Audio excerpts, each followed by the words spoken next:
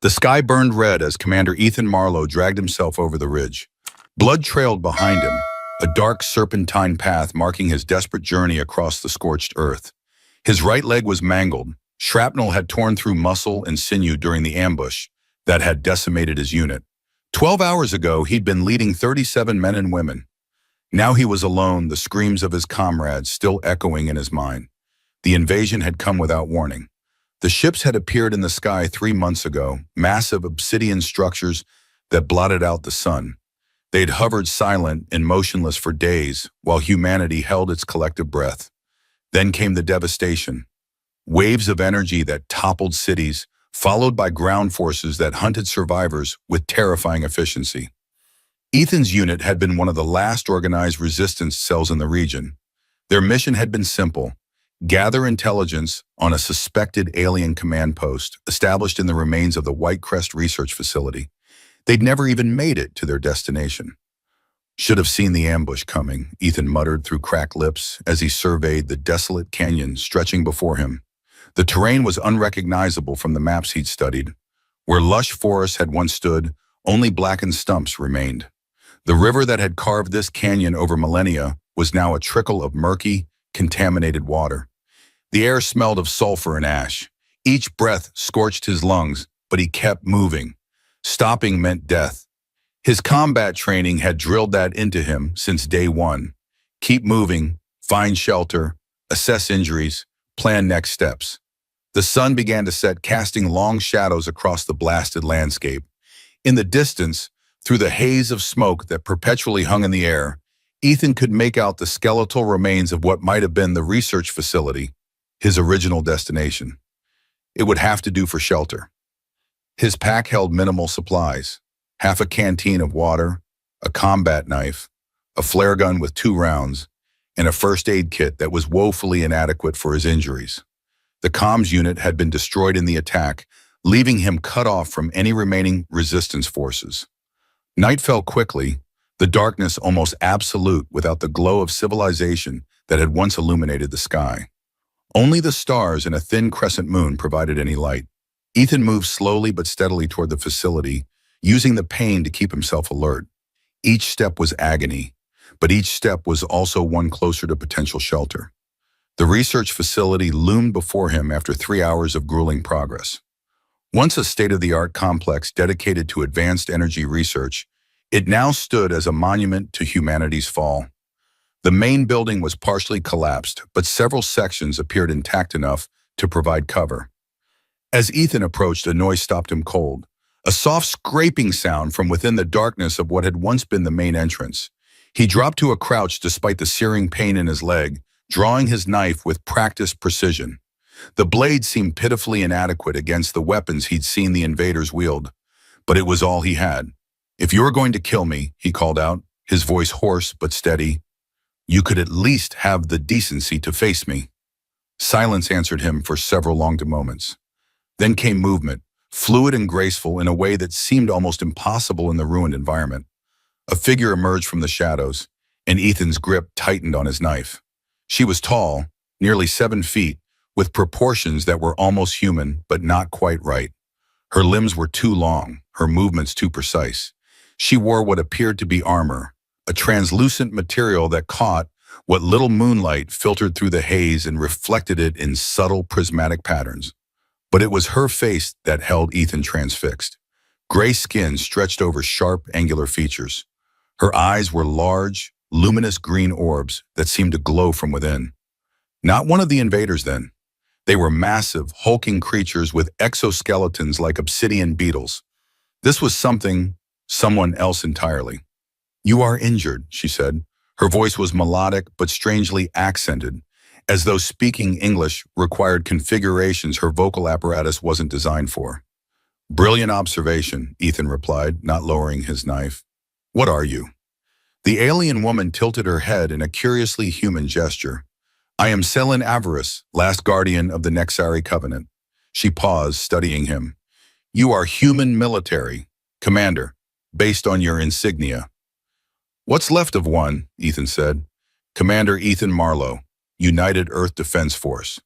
He swayed slightly, blood loss and exhaustion taking their toll. If you're going to kill me, make it quick. I've seen enough slow deaths today. Celine stepped closer, and Ethan noticed she moved with an eerie silence, her feet barely seeming to touch the ground. I am not your enemy, Commander Marlowe. The Kryvax are our enemy as well. The Kryvax? The ones who darken your skies, the destroyers. They came to our world before yours. She gestured toward the ruined facility. I can offer you shelter and treatment for your wounds, if you will accept it.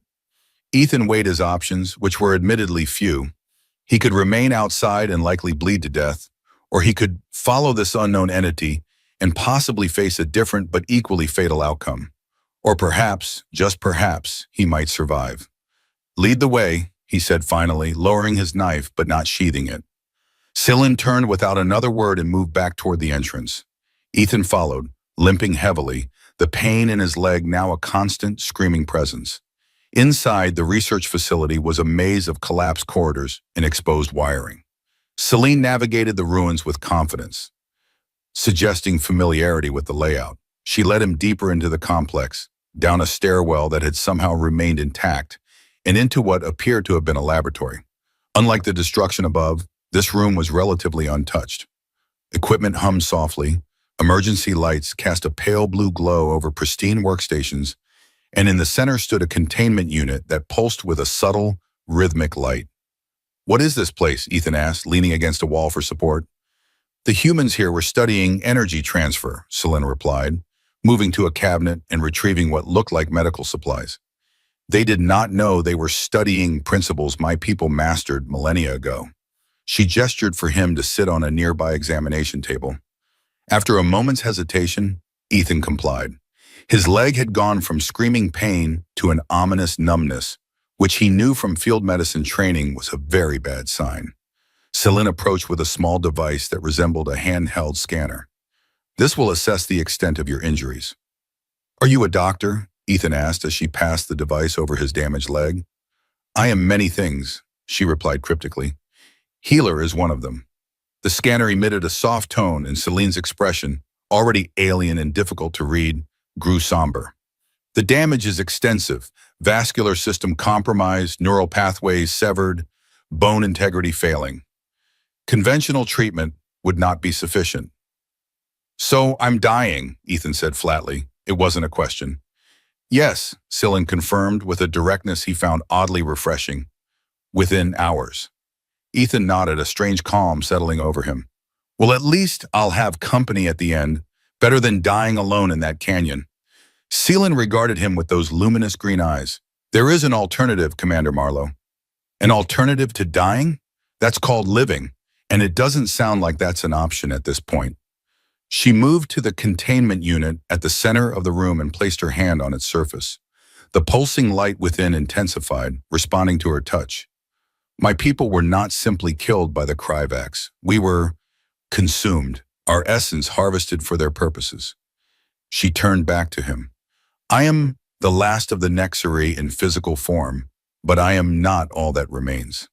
The containment unit opened with a soft hiss, revealing a small vial filled with an iridescent liquid that seemed to move of its own accord, swirling and shifting even though the vial remained perfectly still. What is that?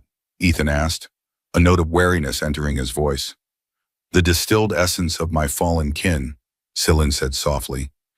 Their knowledge, their adaptability, their very being, preserved. She lifted the vial carefully, holding it up to the dim light. This was to be used for our rebirth, but that time will never come now. Instead, it may serve another purpose. Which is? Integration with another species. Symbiosis. She looked directly at him. It would heal your body, Commander. More than heal, it would transform it. Ethan stared at the swirling liquid. Into what? Something neither human nor Nexari. Something new. Her voice grew softer. But I must warn you, if you drink this, you will never be human again. Ethan laughed, a harsh sound in the quiet laboratory. Look around you. Humanity's days are numbered anyway. What's one more casualty in this war? This is not a decision to make lightly, Celine cautioned. The essence will not simply heal your body, It will alter your consciousness, your perception. The boundaries between Ethan Marlowe and the Nexari consciousness will blur. Ethan looked down at his mangled leg, at the blood-soaked fabric of his uniform, and thought of his unit, all gone now. He thought of the cities he'd seen fall, the civilization crumbling around him. What did it mean to remain human in a world where humanity was being systematically exterminated? Will I still be me? He asked finally. Will I remember who I am, what I'm fighting for? You will remember, Seelan said, but you will also be more.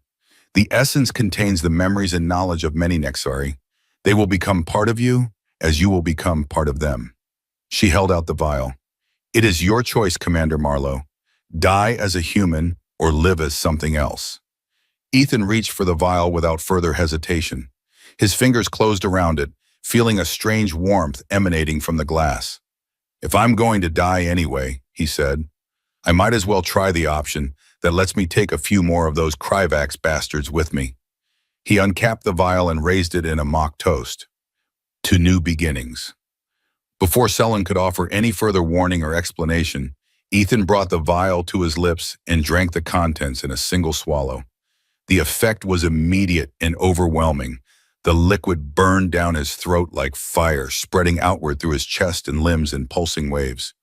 Ethan fell back on the examination table, his body convulsing as the essence suffused every cell. He screamed, a sound of agony and transformation that echoed through the abandoned laboratory. His vision blurred, then sharpened to an impossible clarity. Colors he had no names for blossomed in his perception. Sounds beyond the range of human hearing suddenly became audible.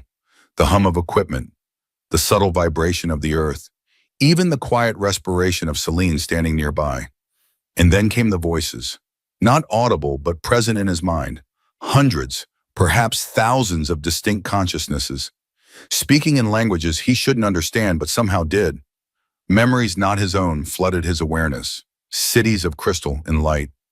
Wars fought with weapons of thought, knowledge accumulated over millennia. Through it all, Ethan fought to maintain his sense of self. He clung to his name, his identity, his memories, the farm where he'd grown up, his parents' faces, the day he'd enlisted, the friends he'd made and lost. He held these things like talismans against the tide of alien consciousness threatening to sweep him away. How long the process lasted, he couldn't say. Time seemed to stretch and contract, becoming meaningless.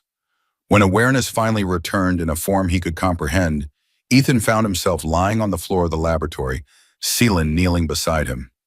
You survived, she said, and he detected something like surprise in her voice. Many would not have. Ethan sat up slowly, expecting pain that didn't come. He looked down at his leg. The mangled flesh had knitted itself together, leaving not even a scar as evidence of the grievous wound. He flexed his fingers, feeling strength beyond anything he'd known before. What happened? He asked, and was startled by his own voice. It still sounded like him, but there was a resonance to it that hadn't been there before, a depth that seemed to vibrate in the air. The integration was successful, Seelan replied. Your body has been remade, strengthened. The damage has been repaired, and more. Ethan stood, marveling at the fluid ease of movement. His senses remained heightened. He could see dust motes dancing in the air, hear the subtle shift of the building around them, smell the complex chemical composition of the atmosphere. And the voices in his mind had not disappeared. They had quieted to a background murmur, like conversation in another room, but they were still present. Knowledge he couldn't possibly possess floated to the surface of his thoughts. The molecular structure of the alloy comprising the examination table, mathematical equations of staggering complexity, the name of a star system he'd never heard of. They're still here, he said, tapping his temple. In my mind. Seelan nodded. They will always be with you now. In time, you will learn to access their knowledge selectively, to quiet them when necessary and call upon them when needed. Ethan took a step forward, then another, testing this new body that was his but not entirely his. I feel powerful, he admitted, but also not entirely in control. That will pass, Seelan assured him. The integration is new. Your consciousness and theirs are still finding equilibrium. A sudden noise from above interrupted them, a low mechanical hum that Ethan recognized immediately. Kryvax drones, he said, his body tensing automatically. Selen moved swiftly to a console, activating a screen that showed the exterior of the facility. 3 beetle-like machines hovered near the entrance, their sensory arrays scanning methodically. They're searching for survivors, Ethan said, knowledge from both his military training and the Nexari consciousness informing his assessment. Standard sweep pattern. Yes, Selen agreed. They likely detected your biometric signature before the transformation. Now they seek to confirm. Ethan's mind raced, processing tactical options with newfound speed and clarity. There are others here, aren't there? Human survivors hiding in the lower levels. Selen's expression revealed nothing, but her silence was confirmation enough. How many? Ethan pressed. 23, she said finally. Researchers and security personnel who survived the initial attack. They sheltered in the containment levels below. Ethan nodded, already formulating a plan. Those drones will call in strike force if they detect life signs. We need to eliminate them quickly and quietly. And how do you propose to do that? Selen asked. You have only a knife and they are armed with disintegration beams. Ethan smiled, a predatory expression that felt natural on his face. I have more than a knife now. He flexed his hands, feeling the new strength coursing through them. I have knowledge of their weak points, thanks to your people's memories. And I have the element of surprise. He moved toward the stairs leading up. Keep the survivors below. I'll handle the drones. Commander, Selen called after him, your transformation is still stabilizing. Exertion may trigger unpredictable results. Noted, Ethan replied without slowing. But those drones need to be dealt with now. He ascended the stairs with preternatural silence, his movements guided by instincts that weren't entirely his own. The ruins of the facility, which had been difficult to navigate in the darkness before, now appeared to him in perfect clarity. His enhanced vision perceived heat signatures, electromagnetic fields, structural weaknesses, data flooding his awareness that he somehow processed without becoming overwhelmed. Near the main entrance, he paused, listening. The mechanical hum of the drones was closer now. One had entered the building, its metal appendages scraping occasionally against debris as it navigated the collapsed corridors. The other 2 remained outside, maintaining a perimeter. Ethan closed his eyes, drawing on the Nexari knowledge that now resided within him. The drone's design flashed in his mind, their sensor arrays, power sources, communication modules. He knew exactly where to strike. The first drone hovered into view, a spherical body approximately 1 meter in diameter, supported by 6 articulated limbs that allowed it to crawl over obstacles when flight wasn't optimal. Its surface bristled with sensors and a single weapon port on its underside. It moved methodically, scanning each section of the ruined corridor. Ethan remained perfectly still, controlling even his breathing as the drone approached. The Nexari consciousness whispered that the machine's sensors were primarily focused on detecting motion and heat signatures. By regulating his body temperature, a capability he shouldn't have had but now did, he could appear as part of the ambient environment. When the drone was less than 3 meters away, Ethan made his move. He lunged forward with impossible speed, one hand grasping a stabilizing limb, while the other drove his combat knife directly into the narrow gap between the drone's sensor cluster and its main body. The blade penetrated the delicate circuitry within, and the drone emitted a high-pitched whine before its lights flickered and died. Ethan lowered the now inactive machine silently to the floor. 1 down, 2 to go. He moved to a shattered window that overlooked the facility's entrance. The remaining drones hovered just outside, their search patterns momentarily disrupted by the loss of communication with their companion. Ethan surveyed his surroundings, looking for a weapon more effective than his knife. His enhanced vision spotted something promising, a broken piece of metal strut, about 1 meter long with a jagged end. He retrieved it silently, testing its weight and balance. It would serve as a makeshift spear. The next part of his plan was riskier. He would need to draw his drones inside where he could engage them in close quarters. Their disintegration beams were lethal at range, but they had minimum effective distances, another piece of knowledge supplied by the Nexari consciousness. Ethan picked up a chunk of concrete and hurled it through another window on the opposite side of the entrance. The sound of breaking glass had the desired effect. Both drones immediately oriented toward the noise and began moving to investigate. As they entered the building, Ethan positioned himself above the doorway, bracing between two exposed support beams. The drones passed beneath him, their sensors sweeping the area ahead, but not above. Ethan dropped onto the first drone, driving the jagged metal spear through its central processing unit.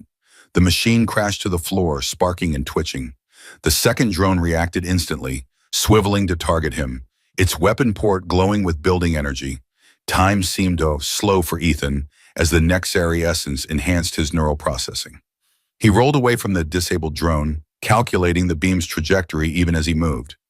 The disintegration ray fired, missing him by centimeters and vaporizing a section of floor where he had been an instant before. Before the drone could recharge for another shot, Ethan was in motion again. He leaped toward a collapsed section of wall, using it as a springboard to launch himself directly at the drone from an unexpected angle. His hands closed around its sensor array, and with strength that would have been impossible for a normal human, he wrenched it free from the drone's body. The machine spiraled erratically, firing its beam in a random direction that carved a smoking furrow along one wall. Ethan landed in a crouch, then immediately sprang again, this time driving his knife into the drone's exposed interior through the gap left by the removed sensor array. The drone emitted a shrill electronic screech, then dropped to the floor, its systems failing. Ethan stood over it, breathing heavily not from exertion, but from the rush of combat. The fight had lasted less than 30 seconds. "Impressive," came Celine's voice from the stairwell. She emerged from the shadows, regarding him with those luminous green eyes. "The integration has enhanced your physical capabilities beyond what I anticipated." Ethan looked down at his hands, still gripping the knife that had punctured alien technology designed to withstand conventional weapons. "It's not just physical," he said. "I knew exactly where to strike, how their systems worked. I could see it all in my mind." "The Nexari were a warrior race before they were philosophers," Celine explained. "That knowledge is part of what you've inherited." Ethan nodded slowly, then tensed as he detected movement from below, footsteps approaching cautiously from the lower levels. "The survivors," Celine confirmed. "They heard the commotion." A moment later, a group of humans appeared at the far end of the corridor. They moved with the caution of prey animals, weapons improvised from laboratory equipment held ready. At their head was a tall woman with close-cropped gray hair and the bearing of someone accustomed to authority. "Celine?" the woman called, her voice wary. "What's happening up here?" "Krivak's drones," Celine replied. "They have been neutralized." The woman's gaze shifted to Ethan, taking in his military uniform and the knife in his hand. "By him?" "Yes," Celine said simply. The group approached slowly and Ethan could read their expressions clearly, relief at the eliminated threat, but wariness of him, the unknown quantity. He sheathed his knife in a deliberate, non-threatening motion. "Commander Ethan Marlowe, United Earth Defense Force," he introduced himself. "What's left of it, anyway?" The gray-haired woman nodded. "Dr. Elaine Voorhees, Research Director. This facility was under my supervision before the invasion." She gestured to the others behind her. "My staff and security team. Those of us who made it to the containment levels when the attack came." Ethan took in the group, scientists still wearing lab coats now stained and torn, security personnel with standard-issue sidearms that would be woefully inadequate against Krivak's forces. Survivors like him, clinging to existence in a world turned upside down. "The drones were searching for life signs," Ethan explained. "They would have called in strike forces if they'd found you. You're not safe here anymore." "We're not safe anywhere," one of the scientists muttered. "Perhaps," Ethan conceded. "But there are resistance cells operating in the Razorback Mountains to the north. If we can reach them, we'd have a better chance than waiting here to be discovered." Dr. Voorhees studied him with shrewd eyes. "You handled 3 Krivak's drones with nothing but a knife. That's not standard UEDF capability." Ethan exchanged a glance with Celine. "I've had some enhancements." "He drank the Nexari essence," Celine stated bluntly. "He has changed." A murmur ran through the group, and Ethan saw their expressions shift from wariness to something closer to fear. One of the security officers raised his weapon slightly. "That stuff from the containment unit?" Dr. Voorhees asked, her voice sharp. The alien biological material we were studying? It saved his life, Selin said, and he used that gift to save yours. Ethan could feel their fear like a physical sensation. Another new ability, apparently. He raised his hand slowly. I'm still me, he said, though even as he spoke the words, he questioned their truth. I'm still fighting for humanity. That hasn't changed. Dr. Voorhees held his gaze for a long moment, then nodded. We don't have the luxury of turning away help, whatever its source. She turned to the others. Gather what supplies you can, food, water, medical kits. We move out in 20 minutes. As the group dispersed to prepare, Voorhees approached Ethan more closely. Commander, she said quietly, I need to know exactly what that substance did to you, as a scientist and as the person responsible for these people. Ethan considered how to explain something he himself was still coming to understand. It healed me, for starters. I had a leg wound that would have killed me within hours. And the other effects? Enhanced strength, speed, senses, access to knowledge I shouldn't have. He tapped his temple. And voices, Nexari consciousness, memories, experiences. Are you in control? She asked bluntly. Or are they? It was the question Ethan had been asking himself since the transformation. I'm in control, he said with more confidence than he felt. But I'm more than I was before. It's like having access to additional processing power, additional experience. Dr. Voorhees nodded slowly. We were studying the substance as a potential medical breakthrough, neural regeneration specifically. We had no idea it contained sentient consciousness. The Kryvax knew, Selin interjected, approaching silently. That is why they attacked this facility specifically. They sought to prevent humans from accessing Nexari knowledge. Why? Ethan asked. What were they afraid we'd learn? How to defeat them, Selin said simply. The Nexari fought the Kryvax for generations before falling. We accumulated knowledge of their weaknesses, their strategies, knowledge that now resides within you, Commander Marlowe. Ethan felt the weight of this revelation settle on him. He wasn't just a soldier with enhanced abilities. He was a repository of information that could potentially turn the tide of a war humanity was losing. Then we need to get to the resistance, he said firmly. Share what I know with those who can use it. Dr. Voorhees nodded. The Razorback Mountains are nearly 100 kilometers from here, through territory the Kryvax control. We'll make it, Ethan said with certainty. We have to. 20 minutes later, the group was ready to move out. They had assembled what supplies they could salvage from the facility, water purification tablets, preserved food rations, medical supplies, and a few weapons. Not enough for comfort, but hopefully enough for survival. Ethan took point, his enhanced senses allowing him to detect threats well before they became immediate dangers. Selin walked beside him, her own alien perceptions complementing his. Behind them came the scientists and security personnel, moving as quietly as civilians could manage. As they left the relative safety of the research facility and ventured into the devastated landscape beyond, Ethan felt a strange dual perspective settle over him. Part of him, the human soldier, saw a ruined world that had once been his home.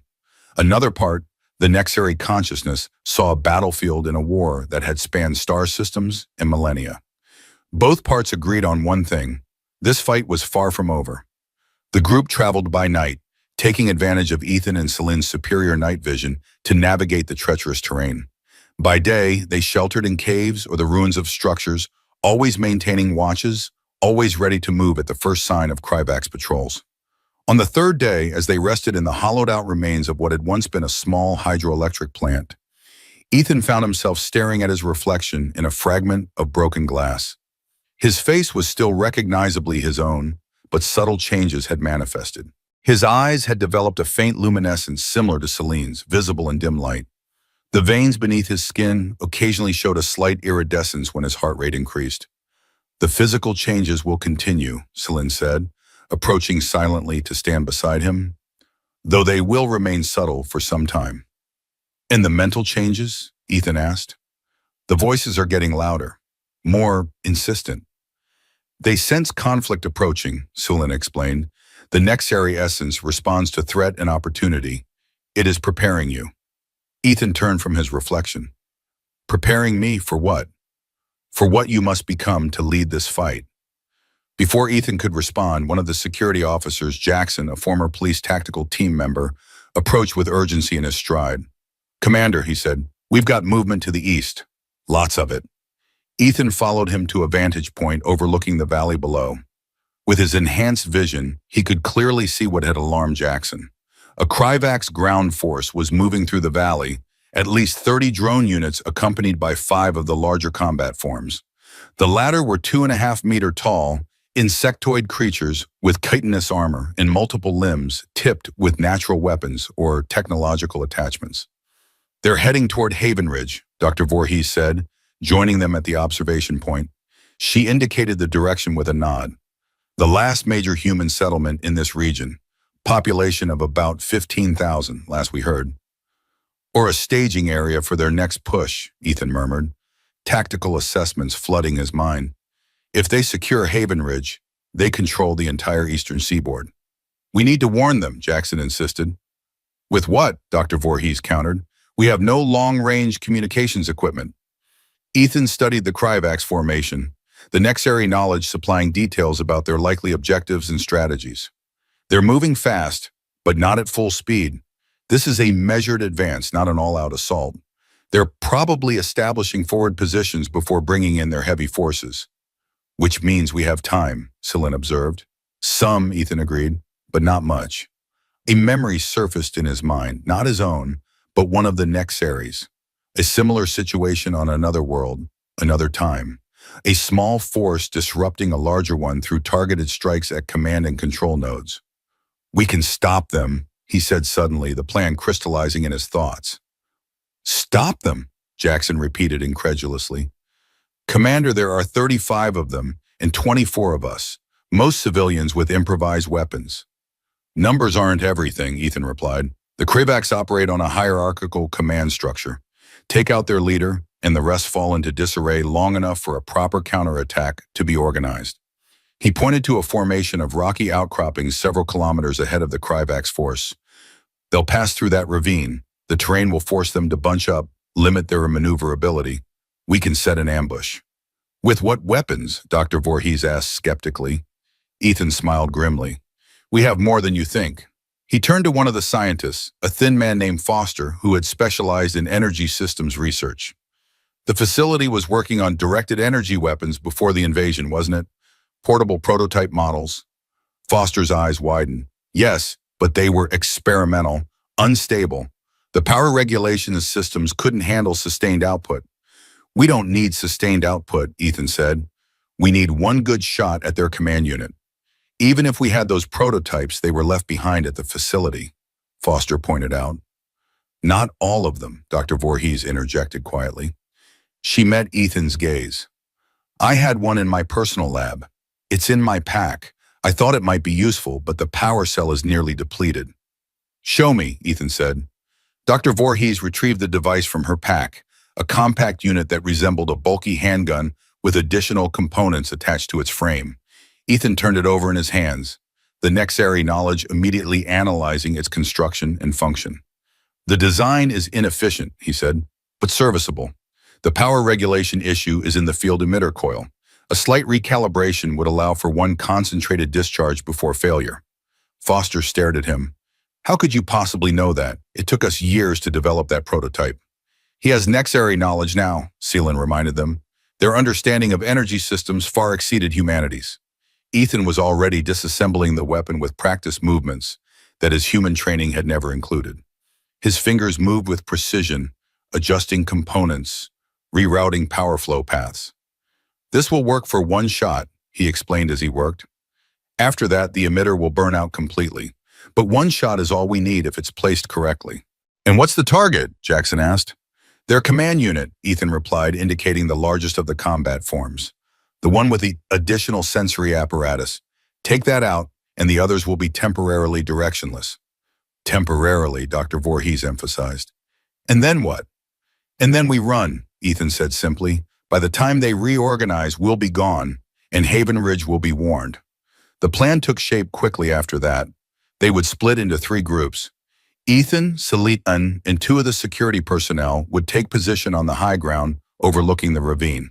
They would have the modified energy weapon and would be responsible for eliminating the command unit. A second group led by Jackson would create a diversion at the far end of the ravine to draw attention away from the main attack. The third group, consisting of Dr. Voorhees and the remaining civilians, would be positioned for a quick departure once the command unit was destroyed. As night fell, they moved into position. The rocky terrain provided ample cover, and Ethan's enhanced senses allowed him to track the Kryvax forces' approach with precision. He lay prone on a ledge overlooking the ravine, the modified energy weapon braced before him. "They're sticking to the projected route," he murmured to Celine, who lay beside him.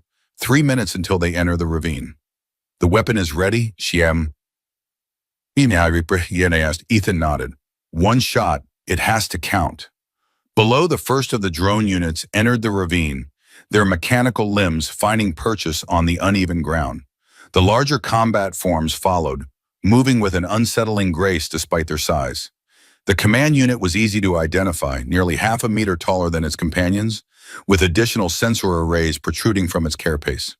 "Wait for my signal," Ethan said into the portable communicator they'd salvaged from the facility. Jackson's acknowledgement came as a terse click over the channel. The Kryvax force moved deeper into the ravine. Ethan tracked the command unit through the weapon's crude targeting system, his enhanced perception compensating for its limitations. The voices of the Nexari consciousness surged in his mind, 1,000 battle strategies and experiences flooding his awareness. He let them come, drawing on their knowledge while maintaining his own focus. When the command unit reached the narrowest point of the ravine, Ethan gave the signal. "Now!" At the far end of the ravine, Jackson's team detonated the improvised explosives they'd created from chemicals found at the hydroelectric plant. The blast wasn't large, but in the confined space of the ravine, the sound reverberated like thunder. The Kryvax force immediately oriented toward the disturbance, the drones surging forward while the combat forms established a defensive perimeter. In that moment of distraction, Ethan took his shot. The modified energy weapon discharged with a high-pitched whine, releasing its entire power reserve in a single concentrated burst. A beam of searing white light lanced down from his position, striking the command unit at the junction between its head and thorax, precisely where the Nexari knowledge had indicated its central neural cluster would be located. The effect was more dramatic than Ethan had anticipated. The command unit didn't simply fall, it exploded in a burst of caustic fluid and shattered chitin. Secondary explosions rippled through its technological implants, catching 2 nearby drones in the blast radius. The remaining Kryvax forces reacted with immediate confusion. The drones circled erratically, their coordinated search patterns disintegrating into random movement. The combat forms adopted defensive stances but made no coherent advance or retreat. "It worked," Celine said, surprise evident in her voice. "Their auxiliary command protocols haven't activated yet." "They will soon," Ethan replied, already moving back from the ledge. "We need to be gone before that happens." They retreated swiftly to the rendezvous point where Dr. Voorhees waited with the others. Jackson's team arrived minutes later, breathless but triumphant. "Did you see that explosion?" Jackson exclaimed. "The whole ravine lit up." "I saw," Ethan confirmed, "but we need to move. They'll regroup eventually, and when they do, they'll hunt for whoever did this." The group moved out immediately, pushing their pace despite the fatigue that dogged the civilians among them. Ethan led them along a route that took advantage of terrain features to mask their trail, another skill he shouldn't have possessed, but now did. By dawn, they had put significant distance between themselves and the ravine. They took shelter in a deep cave system, posting watches while the others rested. Ethan found himself unable to sleep, the voices of the Nexari consciousness still agitated from the combat. He sat at the cave entrance, watching the sun rise over the blasted landscape. Celine joined him after a while, her silent approach now familiar enough that it no longer startled him. "You're changing faster than I expected," she observed. "The tactical knowledge, the technical understanding of the weapon, the combat instincts, these are deep integrations that should have taken weeks to manifest." Ethan nodded. "I feel it. Every hour, more knowledge becomes accessible, more capabilities unlock." He flexed his hand, watching the subtle iridescence that now played beneath his skin when he exerted himself. "It's like I'm becoming a living weapon." "That was always the potential of the essence," Celine said. But there is danger in rapid integration. The boundary between your consciousness and theirs may become indistinct. You mean I could lose myself, Ethan stated flatly, become more Nexari than human? It is a possibility, she admitted. The essence seeks optimization. In a combat situation, that means prioritizing tactical efficiency over individual identity. Ethan was silent for a long moment. When I took that shot, he finally said, part of me felt satisfaction at destroying the command unit, but another part felt recognition, like I was eliminating the hated enemy I'd fought countless times before. The Nexari and Kryvax war spanned generations, Selin explained. That hatred runs deep in the collective memory you now share. Is that why you warned me? Ethan asked. When you gave me the essence, you said I would never be human again. Yes, Selin said simply. The change is not merely physical. It is a transformation of being. Ethan looked out at the sunrise again. I made my choice, he said firmly, and I'll keep making it. Every day, every hour. I'll use what the essence gives me, but I won't let it erase who I am. Selin regarded him with those luminous green eyes. That determination may be what allows you to succeed where others would fail. Their conversation was interrupted by Jackson's approach. Commander, he said, Dr. Voorhees wants to speak with you. She says it's important. Ethan nodded and followed Jackson deeper into the cave where the others were resting. Dr. Voorhees was hunched over a small device that Ethan recognized as a communication scanner, standard issue for research outposts to monitor emergency broadcasts. I picked up a transmission, she explained without preamble. Fragmented but clear enough. The resistance in the Razorbacks has established a staging area near Haven Ridge. They're gathering forces for a counteroffensive. Against what? Ethan asked. That's the concerning part, Dr. Voorhees replied. According to the transmission, the Kryvax are bringing in something big. They called it a Harbinger-class vessel. It's apparently a command and control ship, much larger than anything they've deployed so far. Ethan felt a cold certainty settle in his gut, knowledge from the Nexari consciousness rising to the surface. A Harbinger means they're preparing for a final sweep of the region. They'll sterilize everything from the coast to the mountains. Sterilize? Jackson repeated, his voice tight. Complete elimination of all life forms, Selin clarified. The Kryvax do not leave potential threats behind, even dormant ones. How long do we have? Ethan asked. Dr. Voorhees shook her head. The transmission didn't specify. Days, maybe. Not weeks. Ethan considered their options.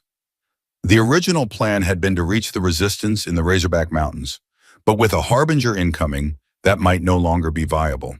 The resistance forces would be focused on evacuation, not welcoming new refugees. We need to reach Haven Ridge, he decided. If there's going to be a counteroffensive, they'll need every advantage they can get, including what I know about the Kryvax.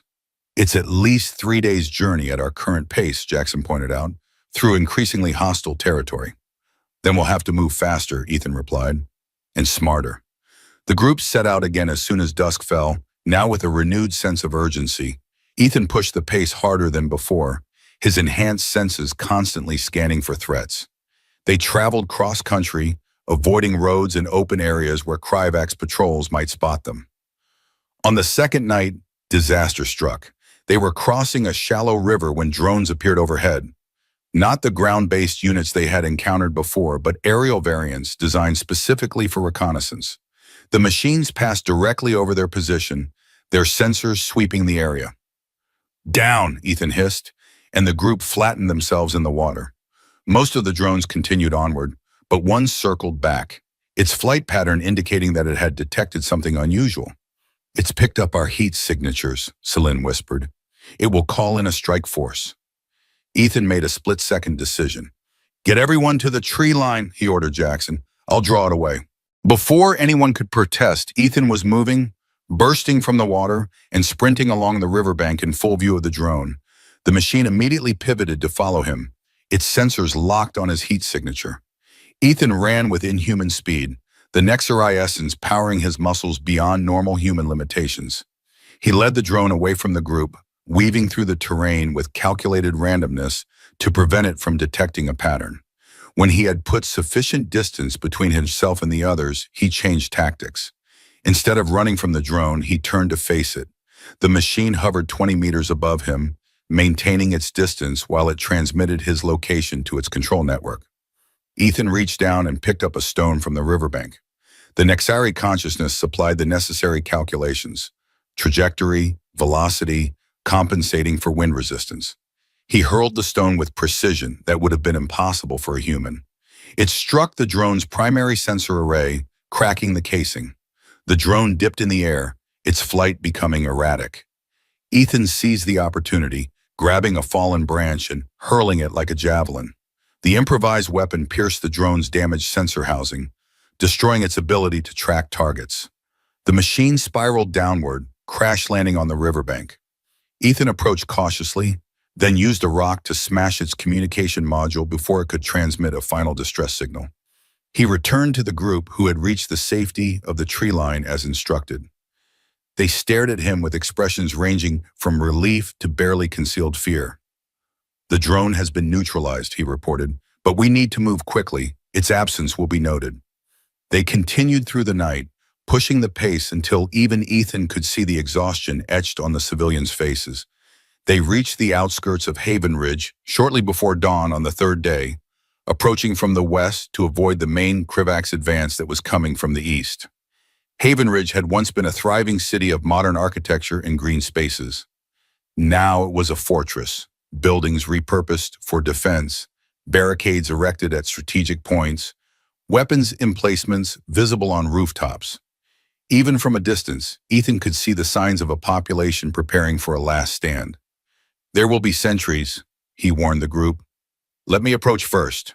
He moved toward the city's perimeter, hands held open and visible. As expected, he was spotted almost immediately. Armed figures appeared on the nearest barricade, weapons trained on him. "That's far enough," a voice called out. "Identify yourself." "Commander Ethan Marlowe, United Earth Defense Force," he replied. "I have civilians with me, scientists from the Whitecrest Research Facility." There was a pause, then, "Whitecrest fell weeks ago. No survivors were reported." "Reports were wrong," Ethan said. "We have critical information about the Krivax forces approaching from the east, and about their weaknesses." Another pause, longer this time. Then a new voice, female and authoritative. "Let them approach, slowly." Ethan signaled to the others, and they moved forward as a group. As they neared the barricade, he could see that the defenders were a mix of military personnel and civilians with improvised weapons, not unlike his own group, but in far greater numbers. The barricade gate opened, and they were ushered inside. Armed guards surrounded them immediately, not hostile, but certainly wary. A woman stepped forward, tall, with dark hair streaked with gray and the bearing of a career military officer. The insignia on her tactical vest identified her as a colonel. "Colonel Rebecca Hayes, Razorback Resistance Command," she introduced herself, her gaze fixed on Ethan with sharp assessment. "You said you have information about the Krivax." "Yes," Ethan confirmed, "but it's complicated. Is there somewhere we can speak privately?" Colonel Hayes studied him for a moment longer, then nodded. "This way." She led them through the fortified city to what had once been a municipal building, now converted into a military command center. Armed personnel moved with purpose through the corridors, and maps covered the walls of the main room they entered. "Now," Colonel Hayes said once they were inside, "explain how you survived Whitecrest and what information you have that's so critical." Dr. Voorhees stepped forward. "I'm Dr. Elaine Voorhees, Research Director at Whitecrest. We were in the containment levels when the attack came. We survived because the Krivax were more interested in destroying specific research than killing everyone." "What research?" Hayes asked. Dr. Voorhees glanced at Ethan, who nodded slightly. "We were studying an alien biological substance, material from a species called the Nexari." "Never heard of them," Hayes said flatly. "They were here before the Krivax," Celine interjected, stepping forward. All eyes turned to her, many widening at her clearly non-human appearance. "My people fought the Krivax for generations before falling to them. I am the last of my kind in physical form." Hayes's hand moved subtly toward her sidearm. "And you are?" "Celine Avarice," she replied, "guardian of the Nexari Covenant." Hayes looked back to Ethan. And how does this relate to actionable intelligence about the Kryvax? Ethan met her gaze steadily. Because I've integrated with the Nexari essence. I have access to generations of knowledge about the Kryvax, their biology, their technology, their tactical doctrines, including how to defeat them. Hayes's expression hardened. You've integrated with alien material? Voluntarily? To survive, Ethan said simply. I was wounded, dying. The essence healed me and gave me capabilities beyond normal human limits. Capabilities we've already used to disrupt a Kryvax advance force heading toward this city. That was you? Hayes asked, surprise briefly breaking through her professional demeanor. We picked up the chaos in their communications network when their command unit went down. Yes, Ethan confirmed, and I can help you do more than disrupt them. I can help you defeat the Harbinger they're bringing in. Hayes's eyes narrowed. How do you know about the Harbinger? We intercepted a transmission, Dr. Voorhees explained, and Commander Marlowe's new knowledge confirmed what it meant. Hayes was silent for a long moment, clearly weighing the situation. Finally, she nodded decisively. A Harbinger vessel is approaching. We need every advantage we can get. She turned to her officers. Prepare for a war council in 30 minutes. When Hayes returned with her command staff, Ethan was already studying their tactical display. The Kryvax formations were visible, but he immediately identified critical blind spots in their intelligence. The Harbinger isn't just another ship, Ethan explained, his voice carrying the weight of ancient Nexari knowledge. It's their neural command center. When it establishes synchronization with ground units, there's a moment of vulnerability, a chance to create a feedback loop that could cripple their entire operation. The skeptical major with Hayes crossed his arms. And we're supposed to trust someone who's been, what, possessed by alien consciousness? Not possessed, Ethan corrected sharply. Integrated. I chose this to fight them more effectively. His intelligence on their formations has been accurate so far, Hayes pointed out, and we've verified the command unit weakness he identified earlier. Ethan laid out his plan with military precision.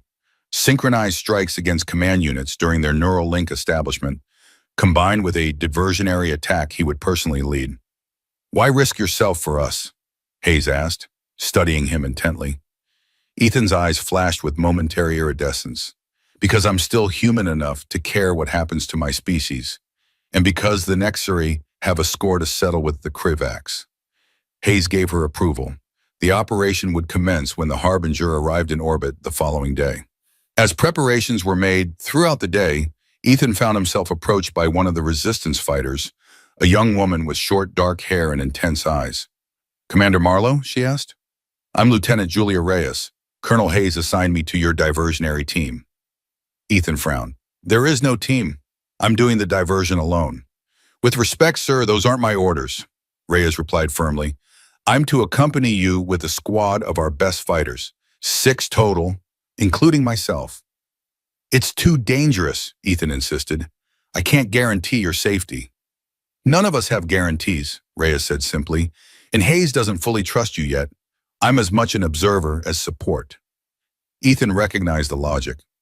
Hayes was hedging her bets, giving him the opportunity to prove himself while maintaining oversight. Fine, he conceded, but you follow my lead exactly. No heroics, no deviations from the plan. Understood, sir, Reyes replied with a crisp nod. As night fell, Ethan found a quiet corner of the command center to rest. He didn't truly need sleep anymore, another change brought by the Nexari essence, but he valued the opportunity to center himself, to sort through the constant flow of alien knowledge and maintain his sense of identity. He was aware of Celine's approach before she spoke. The resistance fighters fear you, she observed, sitting beside him. They see what you're becoming. And what am I becoming? Ethan asked quietly. Something necessary, Celine replied. A bridge between species, a weapon against our common enemy. Ethan nodded slowly. The voices are stronger here, closer to the surface. They sense the coming battle. They will guide you, Celine assured him. But remember your anchor. Remember what makes you Ethan Marlowe. He thought about that, what defined him beyond his military service, beyond his current role as a weapon against the Kryvax. Memory surfaced. Growing up on a farm in the Midwest, his parents teaching him about responsibility and compassion, joining the military not out of bloodlust, but out of a desire to protect. I remember, he said finally, I won't lose myself in this fight. Dawn brought confirmation that the Harbinger had entered orbit. Resistance sensors detected its massive signature moving into position above the region. On the ground, Krivak's forces began to shift, establishing the communications network that would link them to their orbital command center. In the command center, Colonel Hayes addressed the assembled strike teams. The mission parameters are clear. Team Alpha will target the Eastern Command Node. Team Bravo, the Southern Node. Commander Marlowe's diversion team will draw attention to the west, making the Krivaks think our main assault is coming from that direction. She looked at each of them in turn. Synchronization is critical. The command units must be hit simultaneously when they establish their link to the Harbinger. Too early, and they'll simply establish backup links. Too late, and the link will be too stable to disrupt. Ethan stepped forward. You'll know when to strike. The command units will emit a distinct energy signature when they initiate the synchronization process, a pulsing blue light from their central neural clusters. When that light reaches its peak intensity, that's your moment. The teams dispersed to their designated positions.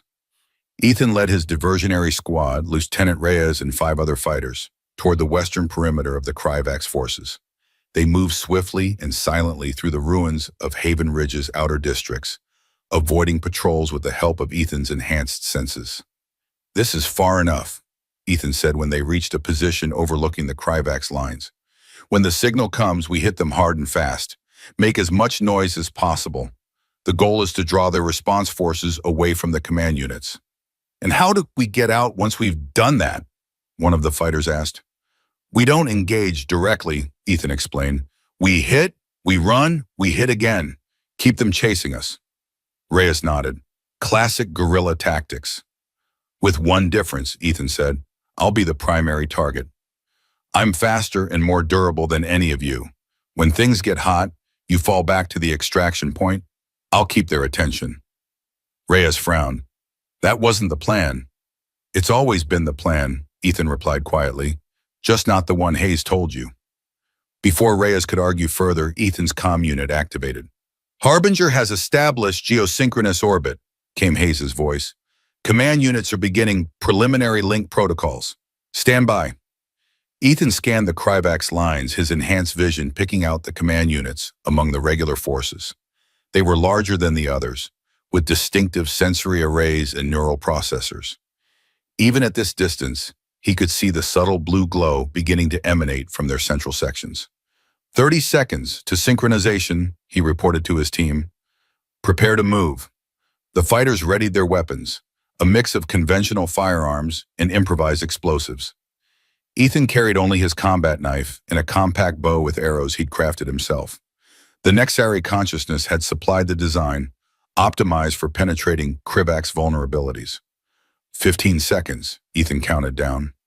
10, 5. The blue glow from the command units intensified, pulsing rhythmically. Now, Ethan ordered, and the diversion team sprang into action. They launched their first volley of explosives into the Krivak's perimeter, creating a series of detonations that ripped through drone units and sent debris flying. Ethan moved with inhuman speed, racing ahead of the others. He drew and fired arrows with perfect precision, each one finding a vulnerable spot in Krivak's armor or circuitry. 3 drones fell in rapid succession, their systems failing catastrophically. The Krivak's response was immediate and overwhelming. Combat units surged toward the attack, their weapons charging. Overhead, aerial drones converged on the area, their sensors scanning for targets. Fall back to position 2, Ethan commanded, and the team retreated as planned to their second attack position. They unleashed another volley of explosives, this time targeting a cluster of power cells that the Krivaks had established as a forward base. The resulting explosion was far larger than anticipated, engulfing several combat units in a ball of plasma fire. Ethan felt a surge of satisfaction, both his own and from the Nexari consciousness that shared his mind. Command units are at peak synchronization, Hayes' voice crackled over the comm. Strike teams moving in. Ethan notched another arrow, aiming for an approaching combat form. The Krivak's warrior was massive, nearly 3 meters tall, with multiple limbs tipped with energy weapons and cutting tools. In its insectoid face, compound eyes glittered with alien intelligence. The arrow found its mark, penetrating the narrow gap between armor plates where neural conduits were exposed. The combat form staggered, then collapsed in a twitching heap. "We've got heavy units incoming," Reyes warned, pointing to the east, where 3 even larger Kryvax warriors were approaching rapidly. "Fall back to the extraction point," Ethan ordered. "I'll hold them here." "That's not the plan," Reyes protested. "It is now," Ethan replied firmly. "Go." "That's an order, Lieutenant." Reyes hesitated, then nodded. "Good luck, Commander." She and the other fighters began their retreat, providing covering fire as they withdrew. Ethan turned to face the approaching Kryvax heavy units. They were elite warriors, the equivalent of special force in human terms. Their armor was thicker, their weapons more powerful, their neural processors more advanced. They moved with coordinated precision that spoke of centuries of combat experience. The Nexari consciousness surged within him, supplying battle strategies and identifying vulnerabilities. Ethan let it guide him, drawing on its ancient enmity toward these creatures. He moved like water, flowing between their attacks with impossible grace. His arrows found joints and sensor arrays, disabling weapons and obscuring vision. When one warrior closed to melee range, Ethan drew his combat knife, the blade flashing as he struck at neural conduits and hydraulic systems. The fight was brutal and swift. 2 of the heavy units fell to Ethan's attacks, their systems critically damaged. The third managed to score a glancing hit with an energy weapon, burning a furrow across Ethan's shoulder. The wound sealed almost immediately, the Nexari essence accelerating his healing to inhuman rates. "Strike teams report success," Hayes' voice came over the comm. "Both command units neutralized. Effect confirmed on the Harbinger." Ethan glanced upward. Even from the ground, he could see the massive orbital vessel shuddering in space, its systems disrupted by the feedback from its destroyed command links. Electrical discharges crawled across its hull, and several sections went dark as power failed. The effect on the ground forces was immediate. The remaining Kryvax units faltered, their coordinated attack patterns dissolving into disorganized individual actions. Some continued to fight, while others withdrew in apparent confusion. Ethan used the opportunity to disengage from the remaining heavy unit and fall back toward the extraction point. As he moved through the ruins, he became aware of another presence nearby. Not Kryvax, but something else, something familiar. He turned to face the presence, knife ready. "Show yourself." A figure stepped from the shadows of a collapsed building. It was humanoid, but clearly not human. Gray skin, similar to Celine's, but darker, stretched over a muscular frame. Eyes glowed with an amber light rather than Celine's green. "Commander Marlowe," the figure said, its voice resonant with harmonics that identified it as Nexari influenced. Or should I say, Nexari vessel. Ethan maintained his defensive stance. "Who are you?" "Commander Arkin, formerly of the United Earth Defense Force Australia Division." The figure inclined its head. "Now something more, as you are." "You've taken the Nexari essence," Ethan realized. It explained the similarities in their transformed appearances. "Not willingly," Arkin replied. "The Kryvax have their own supply, harvested from fallen Nexari. They use it to create specialized warriors to fight against resistance elements. I was captured during the Sydney offensive." "You serve the Kryvax now?"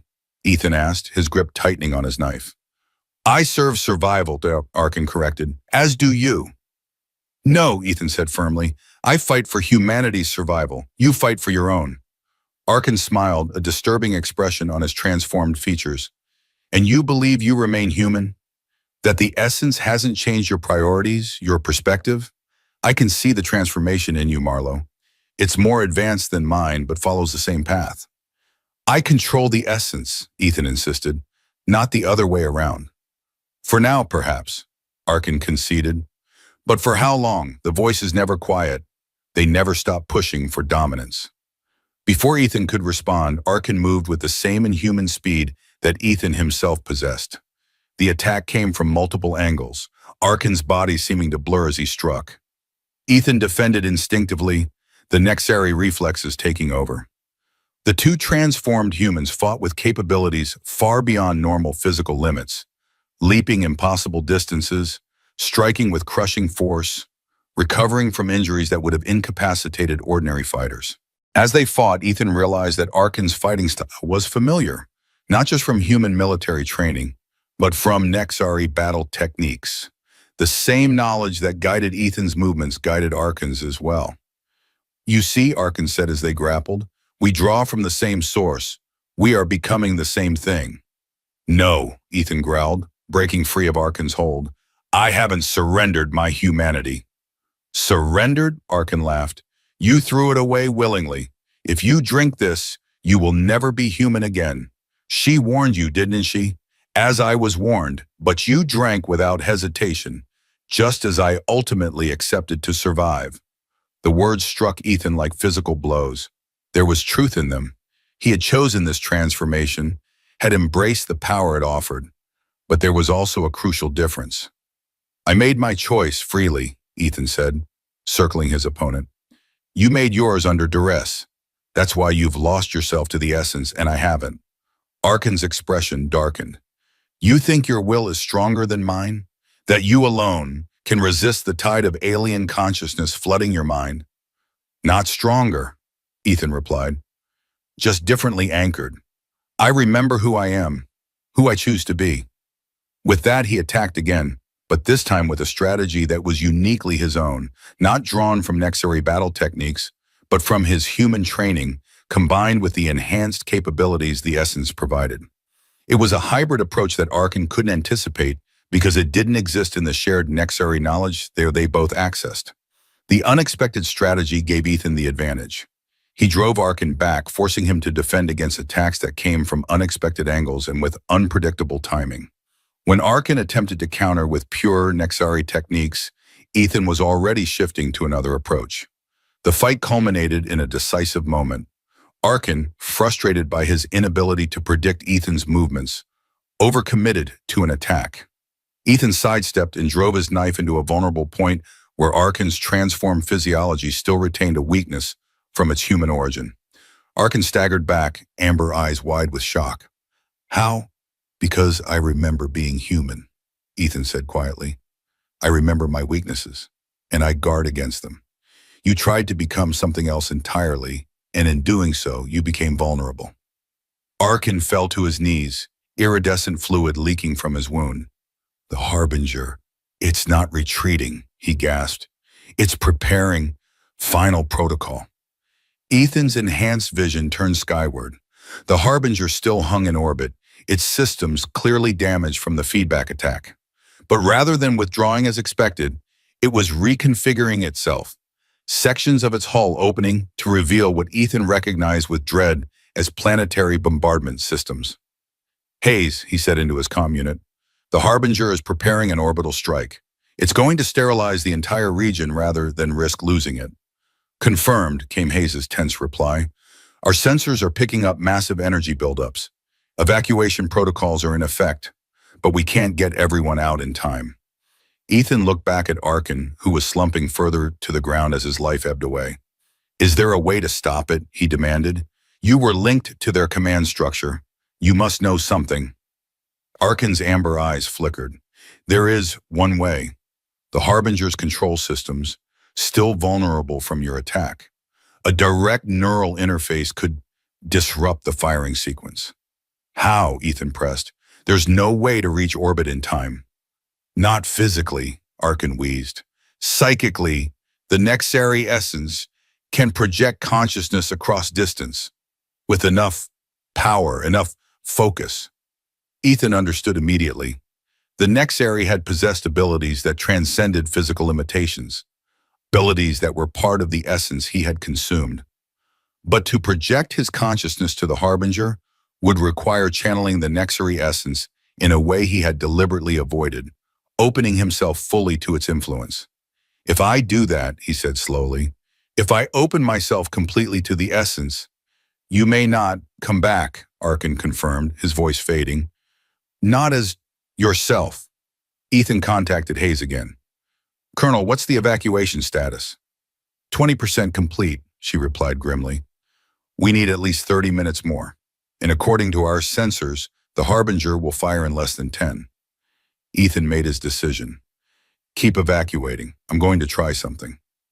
What are you planning, Commander? Hayes asked.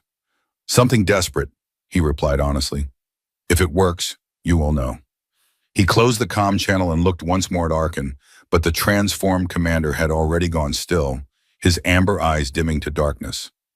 Ethan found a relatively sheltered position among the ruins and sat cross-legged on the ground.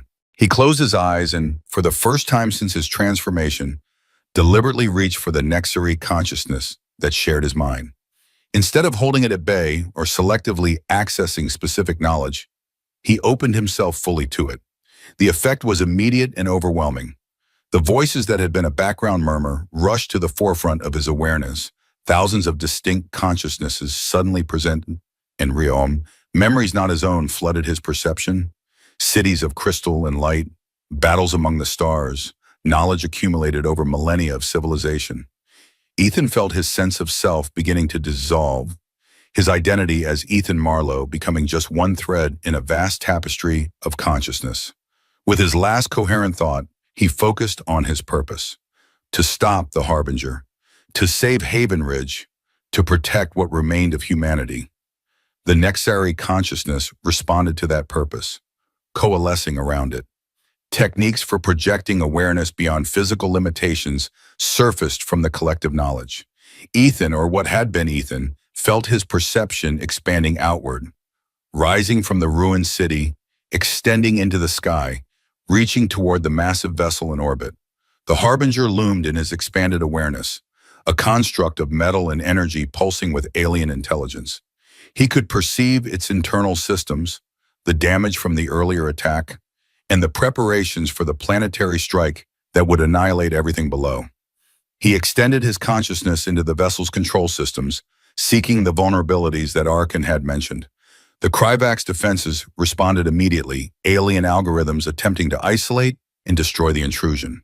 But the Nexari consciousness that now guided him knew these defenses, had encountered them across centuries of conflict. The battle was not physical, but informational, a clash of opposing intelligences in a realm of pure data and energy. The Nexari consciousness flowed around Kryvax defenses, found pathways through security protocols, and penetrated to the core of the Harbinger's command structure. There, at the heart of the vessel, Ethan found what he was seeking, under eye-quaking, the control sequence for the planetary bombardment. With precisely targeted disruptions, he began to corrupt the firing protocols, introducing cascading errors that spread through the system. The Harbinger's intelligence fought back with increasing desperation, rerouting functions, isolating systems, attempting to preserve its primary mission.